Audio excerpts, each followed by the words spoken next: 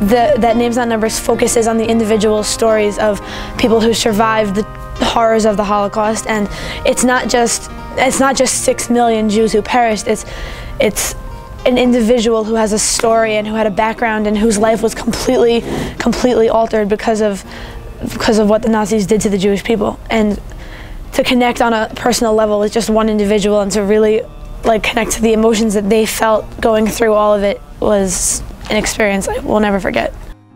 When the Germans, the Anschluss, when they adopted Austria, when everything changed, and all my so-called friends deserted us. It was the greatest disappointment in my life.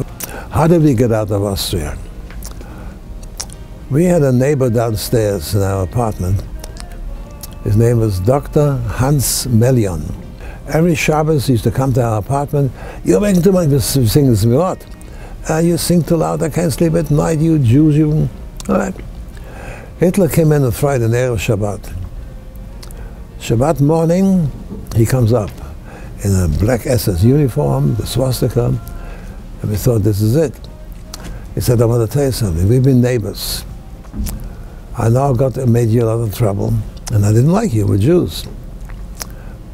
But I've been appointed to a committee to look for Jews in our apartment house and hand them over to the German, the Gestapo. I can't forget, he said, you neighbors, right? I have to help you. I said to my father, get out, because you're on my list of people that have to hand over to the German secret police.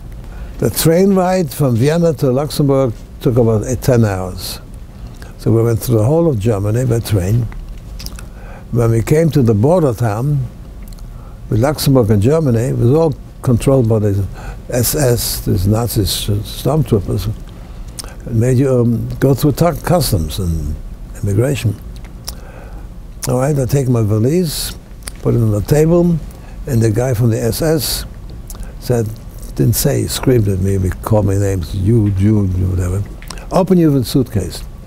And he came to my tefillin. It was after my bar mitzvah. He said, what is this? I said, I didn't know the German for tefillin. Anyway, he said, what are you using it for? For praying. Ah, you better pray, because from here, you're not going any place. I'll send you straight to Dach. Dach was the first concentration camp. Started to cry. Took away my tefillin, not because I was afraid of Dach, my tefillin. And they took my tefillin and threw them in a trash can. And that was the end.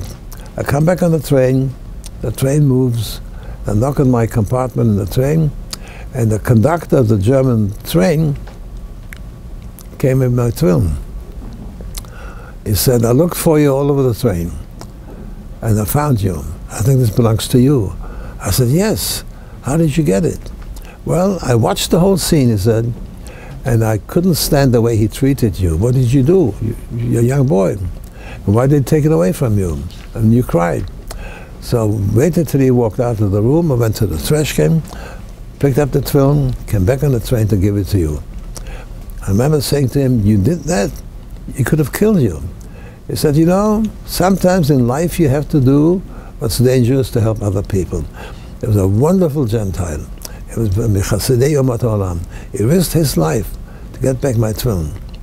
That's a story that I don't want to forget. When I say I don't trust anybody, we have a lot of these very individual good people. Now, how did I get to England? When my mother found out there's such a group as a Kindertransporter, the British government said a number of Jewish children may come to England. And the train full of children, but you had to be on the list. But we couldn't afford till the train left. You get on the list and they said, wait till you get the visa. We had to get out first. It was getting worse and worse.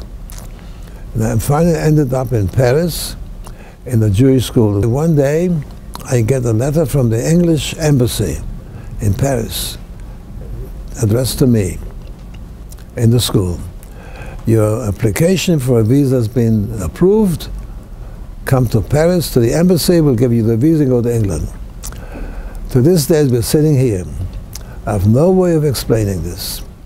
My mother put us on the list. We left before the train left. How did the British know Then I went to Paris. I got to Paris. That I was in the Jewish school, and find me. I have no idea, except Rabbi Shalom. I came to England. I left Paris. At that time I was 16, on my own. But I wasn't worried about it. I knew my parents were there, and they sent me the ticket. And I went over the English Channel. The minute I came to England, I felt real relief. Describe how you felt when the war was over. Joy, happiness. I was a teenager, don't forget. But that time I was older already. Now in England we knew about the Holocaust more than the United States. And together with my friends in Yeshiva, we wanted to enlist in the British Army to fight Hitler. Now they wouldn't take us because we were not English citizens. All right. But tremendous relief. But then when the gates opened up about Auschwitz and Birkenau and the concentration camps, to this day it's hard to believe that it happened.